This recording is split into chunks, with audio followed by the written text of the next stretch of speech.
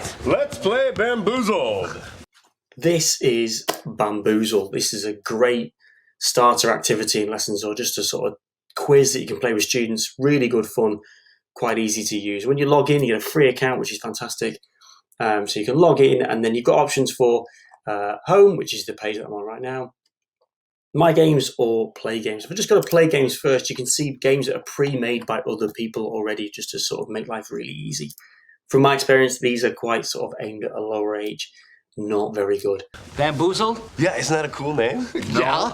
When you go to my games, you look at the ones that you've created, you can see all the games. I put images on to sort of make it easier to pick the ones that you want. You can make new games by clicking Make Game, and then you just have to give it a sort of a name, a description, and then that, and you can start adding the questions in, which is dead easy.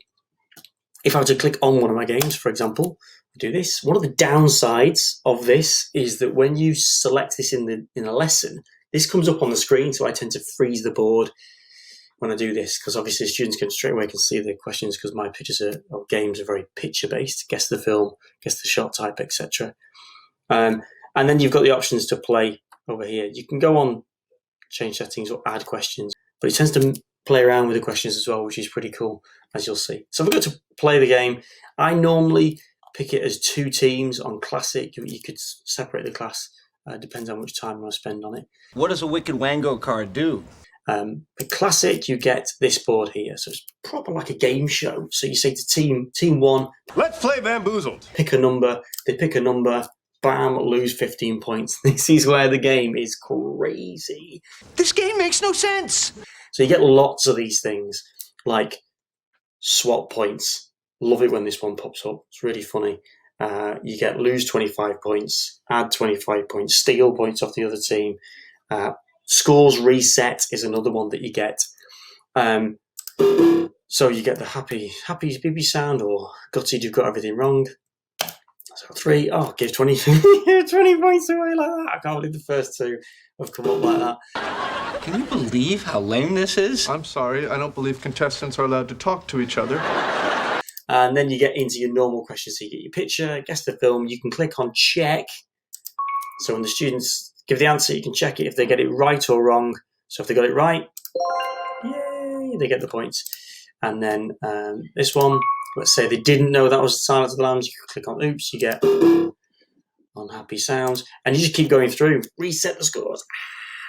You get all of Ross's points. What? This game is kind of fun.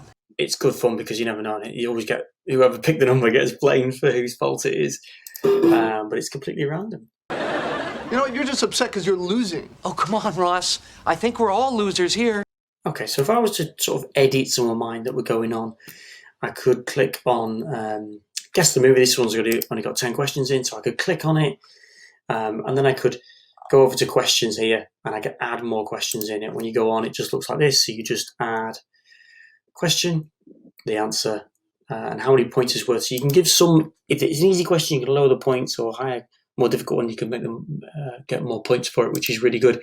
And then add the question, and you can choose an image. So a lot of my projects on this are visually based, so I tend to add images. When you add images, they are limited to 1 megabyte in size, but if you steal them from the internet, it's generally not a big problem. If I go back, when I go on one of my projects, if I don't want one of the questions, I can just click on the bin next to it and it will get rid of it. Or I can click on the question itself and I might change the answer or change the score and then just update it. So that is Baamboozle. Give it a try. It's great fun. You've been bamboozled. No!